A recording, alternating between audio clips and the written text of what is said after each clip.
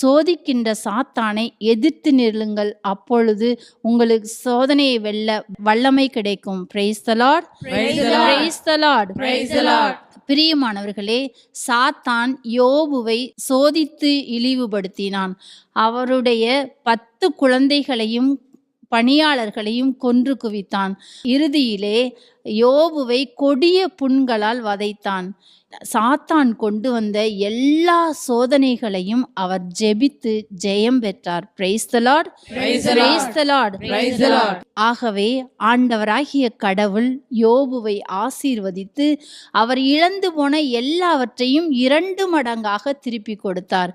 பிரியமானவர்களே, நீங்கள் ஜெபத்திலும் தபத்திலும் உபவாசத்திலும் வேத வாசிப்பிலும் துதி ஆராதனையிலும் எப்பொழுதும் ஆண்டவரோடு இணைந்திருங்கள். அப்பொழுது சாத்தான் உங்களை நெருங்கவே முடியாது என்பதை தெளிவாக அறிந்து கொள்.